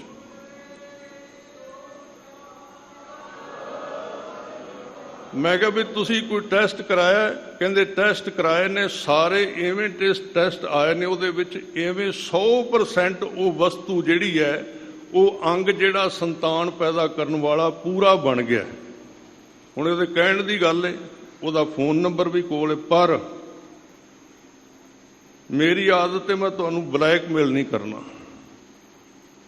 ਮੈਂ ਇਹ ਬੇਨਤੀ ਕਰਨੀ ਚਾਹੁੰਦਾ ਵੀ ਇਹ ਤੇ ਦਾਤਾਂ ਹੈਣ ਗੁਰੂ ਦੇ ਕੋਲ, ਪਰ ਗੁਰੂ ਸਾਹਿਬ ਕਹਿੰਦੇ ਉਹ ਕਿਤੇ ਕਿਤੇ ਕਲਾ ਵਰਤਾ ਕੇ ਵਿਖਾ ਦਿੰਦੇ ਨੇ ਵੀ ਸਿੱਖਾ ਆ ਵੀ ਤੇਰੇ ਕੋਲ ਹੈ, ਮੇਰੇ ਕੋਲ ਹੈ, ਮੈਂ ਤੈਨੂੰ ਦੇ ਸਕਣਾ। ਪਰ ਇੱਕ ਗੱਲ ਯਾਦ ਰੱਖ, ਮੈਂ ਜਿਹੜਾ ਤੈਨੂੰ ਸ਼ਬਦ ਦਿੱਤਾ ਉਹਦੀ ਕਮਾਈ ਦੱਸ ਕਿੰਨੀ ਕੁ ਕਰਨਾ ਹੈ। ਨਿਤਨੇਮ ਵੀ ਕਰਨਾ ਹੈ ਕਿ ਨਹੀਂ, ਬਾਣੀ ਵੀ ਪੜ੍ਹਨਾ ਹੈ ਕਿ ਨਹੀਂ, ਝੂਠ ਫਰੇਬ ਵੀ ਛੱਡੇ ਕਿ ਨਹੀਂ, ਉਹ ਵੀ ਇੱਕ ਕਰਾਮਾਤ ਹੈ ਬੜੀ ਵੱਡੀ। ਕੱਚੋਂ ਕੰਚਨ ਭਇਓ ਸ਼ਬਦ ਗੁਰ ਸਰਵਣੈ ਸੁਣਿਓ, ਬਿਖ ਤੇ ਅੰਮ੍ਰਿਤ ਹੋਇਓ ਨਾਮ ਸਤਿਗੁਰ ਮੁਖ ਭਣਿਓ, ਲੋਹੋਂ ਹੋਇਓ ਲਾਲ ਨਦਰ ਸਤਿਗੁਰ ਜਦ ਧਾਰੈ, ਪਾਹਣ ਮਾਣਕ ਕਰੈ ਗਿਆਨ ਗੁਰ ਕਹਿਓ ਵਿਚਾਰੈ, ਕਾਠੋਂ ਸ੍ਰੀਖੰਡ ਸਤਿਗੁਰ ਕੀਓ, ਦੁਖ ਦਰਿਦਰ ਤਿਨ ਕੇ ਗਏ, ਸਤਿਗੁਰ ਚਰਨ ਜਿਨ ਪਰਸਿਆ, ਤੇ ਪਸ ਪਰੇਤ ਸੁਰ ਨਰ ਪਏ। ਸੋ ਮਹਾਰਾਜ ਸਮਰੱਥ ਨੇ, ਪਰ ਬਬੀਹੇ ਵਾਲੀ ਬਿਰਤੀ ਹੋਵੇ ਵੀ ਗੁਰੂ ਦੇ ਪਿਆਰ ਤੋਂ ਬਿਨਾਂ ਰਾਹ ਵਿੱਚ ਸਮਝੌਤਾ ਨਹੀਂ ਕਰਨਾ। ਤੇ ਇੱਕ ਸ਼ਲੋਕ ਮੈਂ ਲਿਆ ਸੀ, ਡੰਡੌਤ ਬੰਧਨ ਮਤਲਬ ਸਰਲਤਾ ਦੇ ਨਾਲ ਬੰਦਗੀ ਕਰਨ। ਡੰਡੌਤ ਬੰਧਨ ਅਨੇਕ ਵਾਰ ਤਾਂ ਕਿਹਾ ਵੀ ਇੱਕ ਵਾਰੀ ਕਰਕੇ ਫਿਰ ਵੇਖੀ ਨਾ ਵੀ ਕੁਝ ਹੋਇਆ ਕਿ ਨਹੀਂ ਹੋਇਆ, ਕਰੀਏ ਹੀ ਚੱਲ। ਅਨੇਕ ਵਾਰ ਤਾਂ ਸ਼ਬਦ ਕਿਹਾ, ਡੰਡੌਤ ਬੰਧਨ ਅਨੇਕ ਵਾਰ ਸਰਬ ਕਲਾ ਸਮਰੱਥ, ਡੋਲਣ ਤੇ ਰਾਖੋ ਪ੍ਰਭੂ ਨਾਨਕ ਦੇ ਕਰ ਹੱਥ। ਮਹਾਰਾਜ ਗੂਜਰੀ ਰਾਗ ਦੇ ਵਿੱਚ ਪੰਜਵੇਂ ਪਾਤਸ਼ਾਹ ਫਰਮਾਨ ਕਰਦੇ ਹਨ ਸ਼ਬਦ, ਸਤਨਾਮ ਸ੍ਰੀ ਵਾਹਿਗੁਰੂ ਸਾਹਿਬ ਜੀ। ਗੂਜਰੀ ਮਹੱਲਾ ਪੰਜਵਾ। ਪੰਜਵੇਂ ਪਾਤਸ਼ਾਹ ਗੁਰੂ ਅਰਜਨ ਦੇਵ ਜੀ ਗੂਜਰੀ ਰਾਗ ਦੇ ਵਿੱਚ ਫਰਮਾਉਂਦੇ ਹਨ, ਤੂੰ ਸਮਰੱਥ ਸ਼ਰਨ ਕੋ ਦਾਤਾ। हे ਵਾਹਿਗੁਰੂ ਤੂੰ ਬੜਾ ਸ਼ਕਤੀਸ਼ਾਲੀ ਹੈ। हे ਸਤਿਗੁਰੂ ਜੀ ਆਪ ਜੀ ਬੜੇ ਤਾਕਤਵਰ ਹੋ, ਤੇ ਜਿਹੜਾ ਸ਼ਰਨ ਪੈਂਦਾ ਉਹਦਾ ਤੂੰ ਦਾਤਾ ਬਣ ਜਾਂਦਾ ਹੈ, ਉਹਨੂੰ ਲੋਕ ਪਰਲੋਕ ਦੀਆਂ ਦਾਤਾਂ ਬਖਸ਼ਦੇ ਹੋ। ਦੁਖ ਭੰਜਨ ਸੁਖ ਰਾਏ। ਜਿਹੜਾ ਤੁਹਾਡੀ ਸ਼ਰਨ ਵਿੱਚ ਆਇਆ ਉਹਦੇ ਦੁੱਖ ਦੂਰ ਕਰਕੇ ਭੰਨ ਕੇ ਤੇ ਸੁਖਾਂ ਦੇ ਤੁਸੀਂ ਰਾਏ ਰਾਜੇ ਹੋ, ਭਾਵ ਸੁਖਾਂ ਦੇ ਦਾਤੇ ਹੋ ਜੀ। ਜਾਹੇ ਕਲੇਸ਼ ਮਿਟੇ ਭੈ ਭਰਮ। ਜਿਸ ਜੀਵਨ ਦੇ ਉੱਤੇ ਤੁਸੀਂ ਕਿਰਪਾ ਕਰ ਦਿੱਤੀ ਉਹਦੇ ਜੀਵਨ ਦੇ ਵਿੱਚੋਂ ਕਾਲ ਕਲੇਸ਼ ਤੇ ਭੈ ਡਰ ਤੇ ਭਰਮ ਇਹ ਸਾਰੇ ਖੰਭ ਲਾ ਕੇ ਉੱਡ ਜਾਂਦੇ ਹਨ। ਨਿਰਮਲ ਗੁਣ ਪ੍ਰਭ ਗਾਏ। ਤੇ ਉਹ ਗੁਰੂ ਕਾ ਸਿੱਖ ਗੁਣ ਗਾ ਕੇ ਨਿਰਮਲ ਹੋ ਜਾਂਦਾ, ਜਾਂ ਨਿਰਮਲ ਗੁਣਾਂ ਨੂੰ ਗਾਉਂਦਾ ਹੈ। ਗੁਣ ਵੀ ਨਿਰਮਲ ਨੇ ਤੇ ਉਹ ਗੁਣ ਜਿਹੜੇ ਨੇ ਮਨੁੱਖ ਨੂੰ ਨਿਰਮਲ ਵੀ ਕਰਦੇ ਨੇ, ਸ਼ੁੱਧ ਕਰ ਦਿੰਦੇ ਹਨ। ਗੋਵਿੰਦ ਤੁਝ ਬਿਨ ਅਵਰ ਨਾ ਠਾਓ। ਪਰ ਉਹਨਾਂ ਦੇ ਵਿੱਚ ਇਹ ਵਿਸ਼ਵਾਸ ਭਾਵਨਾ ਹੁੰਦੀ ਹੈ ਵੀ हे ਗੋਬਿੰਦ, हे ਸੱਚੇ ਪਾਤਸ਼ਾਹ ਜੀ, ਤੁਹਾਡੇ ਤੋਂ ਬਿਨਾ ਮੇਰਾ ਹੋਰ ਕੋਈ ਥਾਂ ਨਹੀਂ ਹੈ। ਮੇਰਾ ਸਿਰਫ ਤੁਹਾਡਾ ਹੀ ਦਰ ਤੇ ਮੇਰਾ ਸਿਰ ਝੁਕਦਾ ਹੈ। ਤੁਹਾਡੇ ਤੋਂ ਬਿਨਾ ਹੋਰ ਕੋਈ ਮੈਨੂੰ ਦੇਣ ਵਾਲਾ ਨਹੀਂ। ਆਪ ਜੀ ਸਮਰੱਥ ਹੋ ਜੀ। ਕਰ ਕਿਰਪਾ ਪਾਰ ਬ੍ਰਹਮ ਸੁਆਮੀ। ਕਿਰਪਾ ਕਰੋ ਸੱਚੇ ਪਾਤਸ਼ਾਹ, ਰਹਿਮਤ ਕਰੋ हे ਪਾਰ ਬ੍ਰਹਮ ਸੁਆਮੀ ਮਾਲਕ ਸੱਚੇ ਪਾਤਸ਼ਾਹ ਜੀ। ਜਪੀ ਤੁਮਾਰਾ ਨਾਉ। ਕਿਰਪਾ ਐਸੀ ਕਰੋ, ਰਹਿਮਤ ਐਸੀ ਕਰੋ, ਆਪ ਜੀ ਦੇ ਨਾਮ ਨੂੰ ਜਪ ਸਕਾਂ। ਇਹ ਕਿਰਪਾ ਦੇ ਨਾਲ ਇਹ ਵੀ ਦਾਤ ਮੰਗਣੀ ਚਾਹੀਦੀ ਗੁਰੂ ਸਾਹਿਬ ਜੀ ਤੋਂ, ਵੀ ਆਪਣੇ ਨਾਮ ਦੀ ਬੰਦਗੀ ਦੀ ਦਾਤ ਬਖਸ਼ਿਸ਼ ਕਰੋ। ਰਹਾਉ। ਵਿਸ਼ਰਾਮ ਦੇ ਕੇ ਫਰਮਾਉਂਦੇ ਹਨ, ਸਤਿਗੁਰ ਸੇਵ ਲੱਗੇ ਹਰ ਚਰਨੀ। ਜਿਹੜੇ ਗੁਰੂ ਕੇ ਸਿੱਖ ਸਤਿਗੁਰੂ ਜੀ ਦੀ ਸੇਵਾ ਕਰਕੇ, ਸੇਵਨ ਕਰਕੇ, ਸੇਵਨ ਦਾ ਮਤਲਬ ਵਰਤਣਾ ਜੀਵਨ ਦੇ ਵਿੱਚ। ਸੇਵਾ ਕਰਨੀ ਇੱਕ ਹੱਥੀ ਸੇਵਾ ਕਰਨੀ ਹੈ, ਇੱਕ ਸੇਵਨ ਮੈਨੇ ਪੀਣਾ। ਜਿਵੇਂ ਆਪਾਂ ਕਹਿੰਦੇ ਫਲਾਣਾ ਨਸ਼ੇ ਦਾ ਸੇਵਨ ਕਰਦਾ ਹੈ, ਗੁਰੂ ਦੇ ਉਪਦੇਸ਼ ਦਾ ਸੇਵਨ ਕਰਨਾ, ਨਸ਼ੇ ਵਾਂਗੂ ਗੁਰੂ ਦਾ ਉਪਦੇਸ਼ ਲੱਗ ਜਾਣਾ, ਇਹਨੂੰ ਕਹਿੰਦੇ ਸੇਵਾ ਕਰਨੀ, ਸੇਵਨ ਕਰਨਾ।